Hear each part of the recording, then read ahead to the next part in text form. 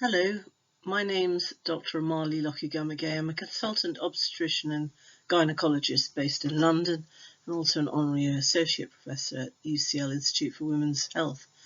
And I'm going to talk to you about racism in maternity care.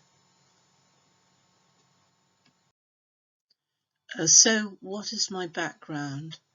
Apart from obstetrics and gynaecology, I've been working in medical education. I've also done my clinical research on a drug called misoprostol for labour induction and postpartum hemorrhage. I've got a master's in epidemiology from the London School of Hygiene and Tropical Medicine. I've been working in terms of global maternity care on respectful maternity care, which is one of the prime objectives of the International Mother, Baby, Childbirth Organisation, of which I'm one of the directors. I'm also recently a member of the Maternal and Neonatal Working Group of the NHS Race and Health Observatory. I myself have had a home birth, and I've authored a couple of books called The Heart in the Womb and more recently Within the Pregnant Pause. So in giving this talk, I'm going to apply two lenses, that of respectful maternity care, which is a sort of global agenda, and also that of a decolonial lens. And that's because you can't really look at racism in isolation, which is sort of what equality and diversity and inclusion work does. You've got to look at it with the eye of history, and you've got to actually look at it geographically.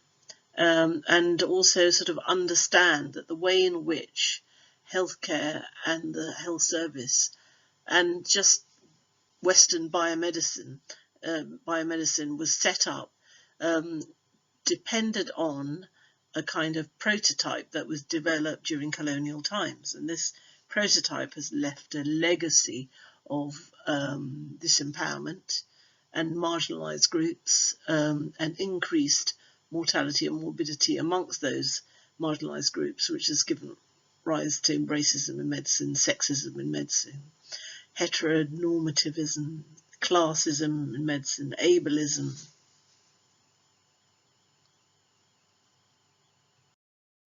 The reason I take a historical viewpoint is because of the work that I did on decolonising the medical curriculum during my time at UCL Medical School.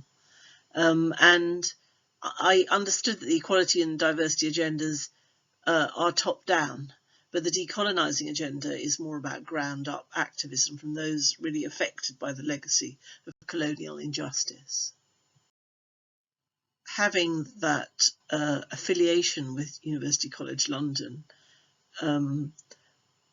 we have been exposed to UCL and its history of eugenics. There has been an inquiry into this past history, and eugenics is the sort of measuring of racial differences, sort of to justify racial superiority of certain groups, and that racial differences meant that black and brown bodies were faulty or broken, and also that having a disability meant that there was some sort of inferiority.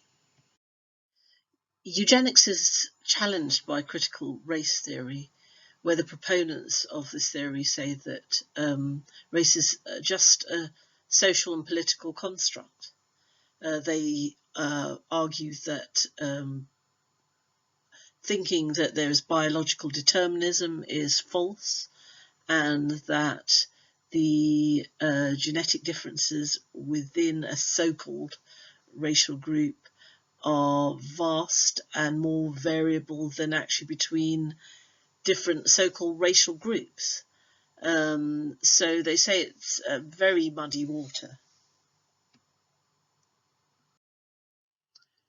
Also of note is this concept of weathering, where bodies inherit, as I've said, not merely their genes, but power relationships, legacies of discrimination, ideological effects of past social policy, and generational systems of belief.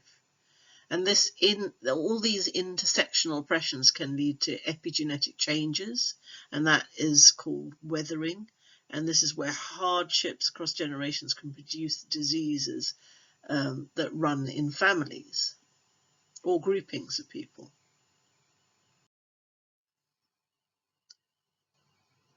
Elsie, Gayle and I actually met at a Wellcome Collection symposium on decolonising health, and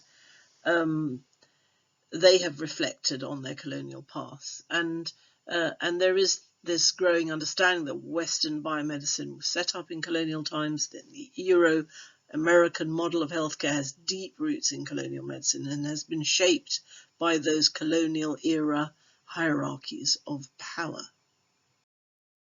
So in this presentation, I'm going to contextualise racism in maternity care within these key decolonial areas, which I've actually written about in a recent paper called Respectful Maternity Care in the UK using a decolonial lens, which is a social science paper.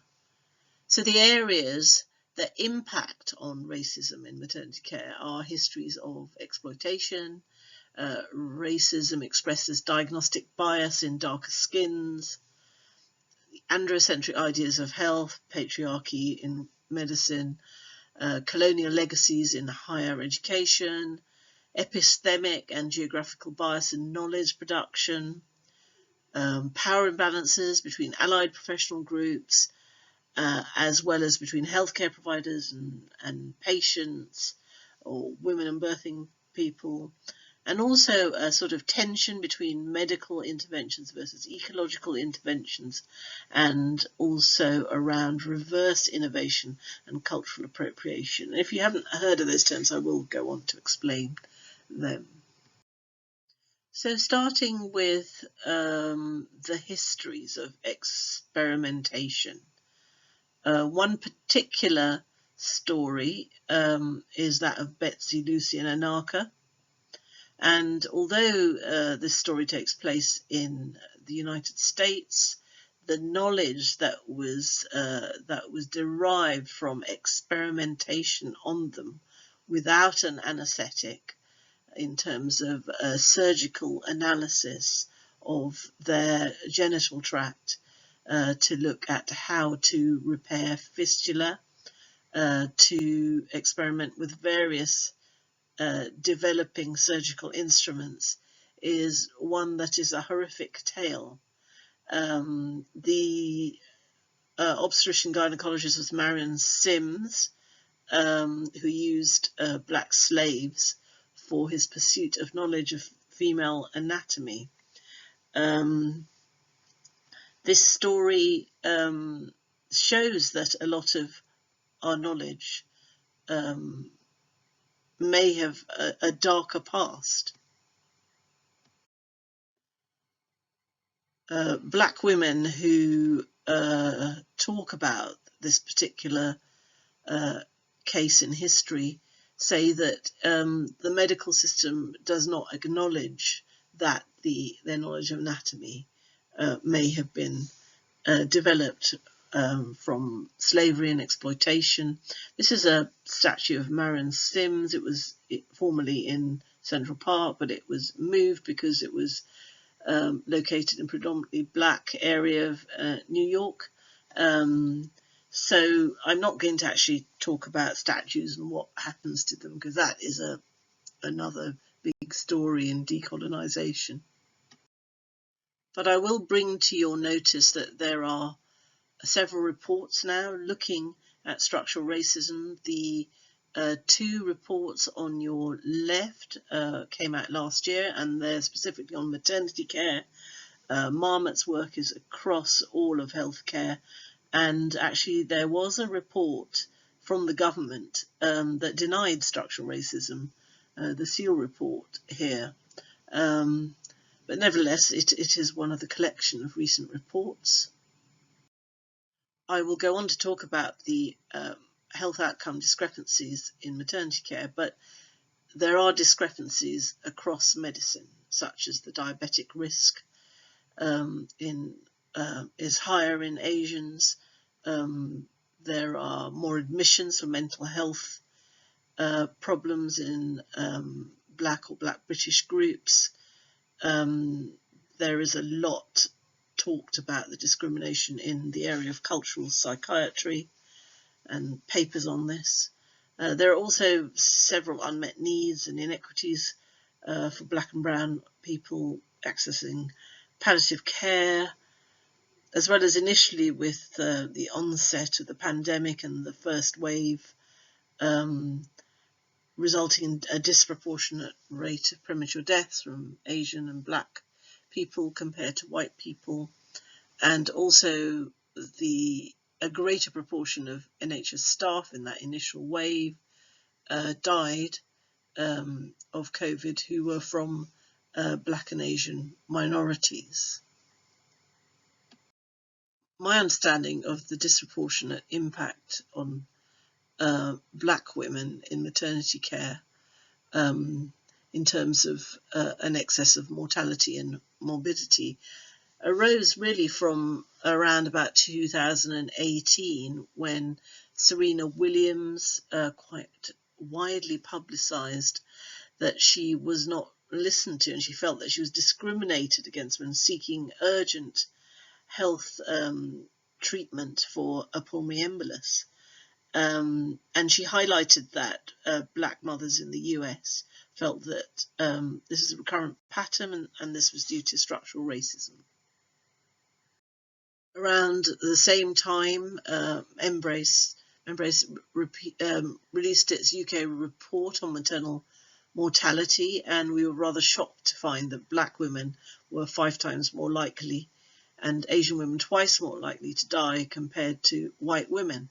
And this was mirrored by reports from the States. This is one other report from New York. Again, an increase in mortality and morbidity in Black and brown women compared to white women. So the sort of biomedical community, reflecting on this disparity, initially sort of posited that this discrepancy could have been due to frail bodies, genetics. Now you're hearing a familiar story here. But this was countered by the rising voices of Black women on social media saying, no, this is because of structural racism. It's not because we're frail or our bodies are broken. And on listening to this dialogue, I wrote this initial blog in 2019.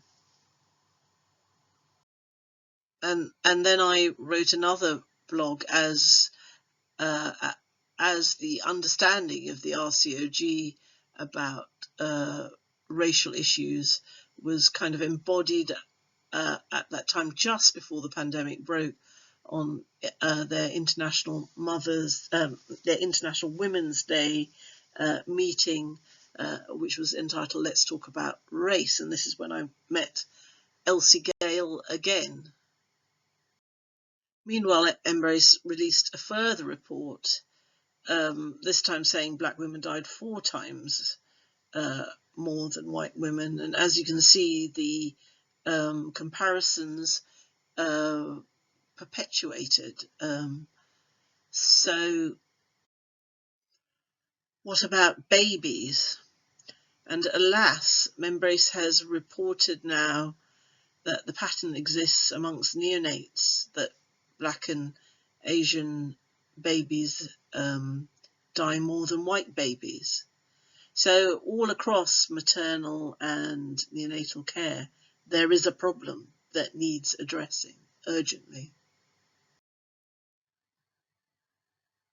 I'm going to talk about the 2 reports that I mentioned on maternity care, which serve to dispel the kind of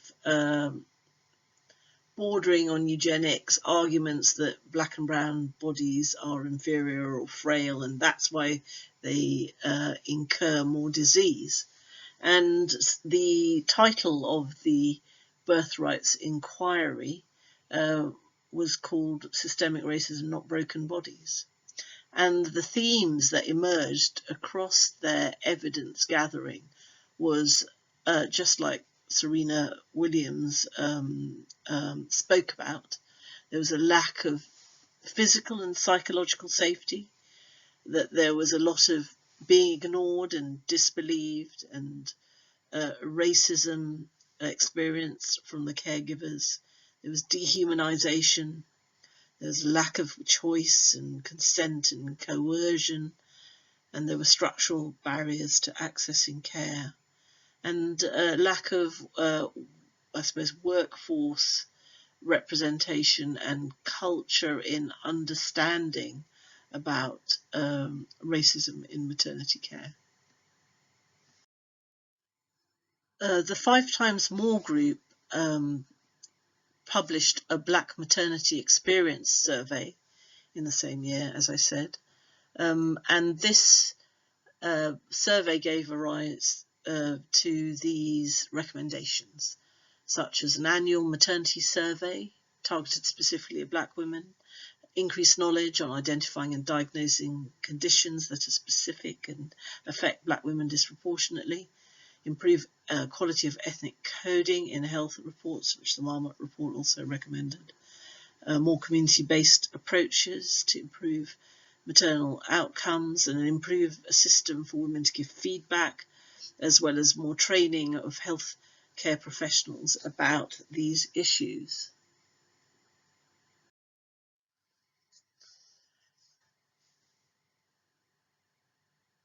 Being a certain colour can affect the quality of healthcare you receive, but there can be other intersectional oppressions, such as just being a woman.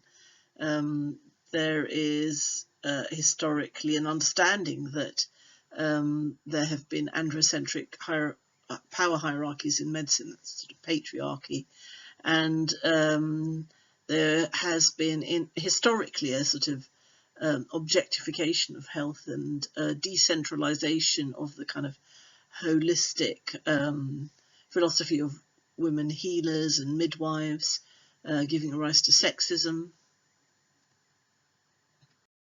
There is a history of women, whatever race or colour, not having the vote, not having a say over what happens to their body, sort of bodily integrity. But luckily, from after the Montgomery v. Lanarkshire ruling, this comment that there is no place in a model of a relationship between doctor and patient based on medical paternalism, actually hits the nail on the head, and also gave rights over bodily integrity and rights to have or have not interventions because of perceived hazards. So in maternity care, it's vital to get the balance right in terms of under-medicalisation and not listening to women and birthing people, as seen in Kirkart Report and Ockenden, versus over-medicalisation and not listening to women and birthing people, which can arise the phenomena of obstetric violence, and this has been written about at a World Health Organization level, such as its documents on the disrespect and abuse in facility-based maternity care. If you look at obstetrics and midwifery through the eye of history, even though there is great collaboration at the moment, there have also been tensions between obstetrics and midwifery, with obstetrics getting the upper hand. So there's tensions between the idea of pregnancy needing to be medicalised versus retaining some ecology around it. So technocracy versus ecology. It's a complex area, it's not black and white. So historical forces have shaped structures which can give rise to iatrogenesis, which is a term that can be used when patients are harmed by unconscious or conscious racist power imbalances, which can be bureaucratic, cultural, and they can include systems that were originally intended to help them. I've talked about this in another recent article called The Role of Deep Medicine, Cultural Safety in Medical Education, again, which talks about sort of power imbalances that cascade into professional practices and organisations. To undo these power imbalances, you've first got to throw a light on it and understand where it's located, where it's concentrated, the nature of it, and the types of oppressions exerted. So one power imbalance that is much discussed is the fact that historically in medicine we were taught from colour atlases which had pictures of diseases in white skin, and these actual diseases look different in darker skin tones, and this has led to a misunderstanding of how disease presents in darker skin tones, and even delay or misdiagnosis in treating skin cancer. This has been rectified by dermatologists and other healthcare involved staff starting to create colour atlases of how diseases look in darker skins. One of them is the initiative started by Malone McWende, Mind the Gap, which is a free resource online of sort of pictorial images of certain signs such as lack of oxygen, cyanosis in black people, and various other skin manifestations of disease. I think I have seen that someone is building an atlas on breast pathology as well, which could be helpful for women who are breastfeeding. In a way, targeting help for black and brown people is sort of like racial profiling. And when you're looking at phenotype and skin diagnosis or other external diagnostic biases, it does help to profile. But then if you think up various innovations that may or may not be evidence-based, such as induction of labour, which was proposed in a kind of draft of a guideline to be recommended for black and brown women at earlier gestation at 39 weeks as a way of remedying the excess in maternal mortality and morbidity. But this does not bring into the kind of scope of understanding that women who are black and brown might have experienced weathering, which I referred to earlier in the presentation, which might have changed their epigenetics and given rise to pathology. And so really targeting pregnancy and inducing them early, not giving them much choice.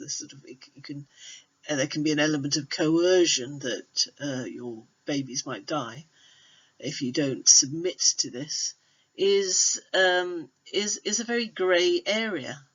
And unless you actually understand the structural forces that could have arisen, you shouldn't really make recommendations on race alone. All the data has to be critically analysed. For instance, there are some studies suggesting that black women go into labour early, but if you look at those studies in detail, they really haven't adjusted for structural racism. So the reason for that phenomena may not be because of faulty bodies, as I've referred to before. There are now authors that advocate race-conscious medicine, not race-based medicine. Here is a very good publication I recommend by Sadhana in the Lancet, which kind of examines the sort of nitty-gritty of this. Well worth looking at. Knowledge has also experienced colonial bias. And this is seen in this diagram where you can see that in terms of collaboration networks and publications, citations, most of it's from the global north versus the global south. And that means what we think is the truth of medicine and health is a Western perspective, really, or a Euro-American perspective in terms of origin. And this is called geographic knowledge bias. Within medicine, there's also a great assumption that everything we say in guidelines is really high quality evidence, and it's all terribly scientific, but that is actually not the case. For instance, in this recent publication, only 1 in 10 medical treatments are backed by high-quality evidence. Myself and some former medical students have also published on the RCOG guidelines looking at the quality of evidence behind recommendations, and only about up to 24% have got some good evidence. High quality, which is grade A, is in the minority, and the majority, sort of 75% or more, of recommendations are not backed by very good evidence at all. And this is all part of this kind of epistemological bias in medicine. This has meant that, as I mentioned, global south perspectives have been ignored. And in terms of decolonization of birth, introducing the ecological aspects, the self-actualization of women, birthing people aspects, these have all decentralized with the Euro-American model of medicine and obstetrics. And it's only been recently that high quality studies really showing the benefit of midwifery care in the UK as well as worldwide is now really well established. Key to disrupting these power asymmetries is co-production. That means that the women and birthing people who use the service should have a role in sculpting the services that they have around maternity. This is why a cultural safety model might be very helpful. And I learned about cultural safety actually in that initial welcome decolonizing health seminar that I met Elsie at. Here's a kind of a legal publication from Medicine and Law summarizing the concept as the recognition that the indices of power inherent in any interaction has the potential to give rise to disparity and inequality. And what is needed is an acknowledgement by the healthcare practitioner that they may be imposing their own cultural beliefs, which may disadvantage the recipient of healthcare, and also make the recipient feel unsafe. There is now mounting evidence that cultural safety education can change the attitudes of healthcare workers and be linked to improved relationships and healthier outcomes. The origins of cultural safety lie in New Zealand, created by a Maori nurse educator, Irihapiti Ransden, and this arose from the experience of Indigenous people who were colonised by Europeans working together to look at how healthcare could be safer for them. I've co-written a paper with authors from New Zealand and Australia and from the UK called Translating Cultural Safety to the UK, and we produced this infographic. It's shaped kind of as a tree, has some sort of metaphors of indigeneity. If you can't actually see the writing here, I've got it as a table. Here's a table, and sort of summarizes the intention of cultural safety, which is at the level of person-centered care, at the level of staff self-reflexivity. Reflexivity is sort of actually looking at the power imbalances and understanding how it may seem for the recipient of care, and understanding what personal biases healthcare personnel might have. And then, of course, structural reflexivity, where institutions need to commit to reviewing structural knowledges, biases, and assumptions. So I think you'll have to read that paper to actually get to grips with it all. Translating cultural safety to the UK is actually a form of what's called reverse innovation, which means if you look at the power hierarchy, you're going from people who are of low power to high power, and the ex-British Empire could humbly learn from others who've been subjugated and subordinated in the past and address our knowledge and epistemic blind spot. As with any reverse innovation, you've got to take care that you don't culturally appropriate it. That means the historically dominant culture taking bits of the innovation out of context and without giving thanks to its original knowledge base. This has happened in some medicines that were from indigenous herbs, and it's a very hot topic in terms of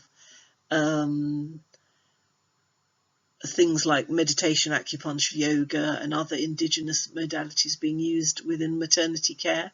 And we've got to find a way forward that's sort of respectful, and part of that respect is also really hot debates about the original culture not gaining any economic benefit, especially when these innovations have got profit associated with them. Here are some of the techniques, especially for well-being in pregnancy, that people are using to position babies with scarves, carry babies, maintain kind of health in pregnancy and mental calmness. I've discussed these issues in the paper Respectful Maternity Care in the UK using a decolonial lens. So reflecting back on that information that I gave you earlier. I'm also going to discombobulate you by mentioning the title of a blog by a colleague, Dr. Ijeoma Nodin Opera. It's time to decolonize the decolonisation movement. And this is because decolonisation has this kind of quality that comes ground up. So it can't be controlled and hierarchized and codified. And there is this temptation to shoehorn the idea of decolonisation into a hierarchy. And if you'd really like to explore that, there's another new paper of mine, which is this, that you could explore in a platform called Decolonial Subversions. But ending now on the fact that the NHS Race and Health Observatory have really taken a lot of aspects of cultural safety on board in terms of getting the stakeholders to the table, in mapping what sort of interventions there are, in funding new studies, in looking at anti-racism. So there is hope. And I'll just round it up by returning to the slide of the key areas that impact on racism in maternity care, which are decolonial areas. So there's lots to reflect on in terms of racism in maternity care, lots to do. And thank you for listening to me.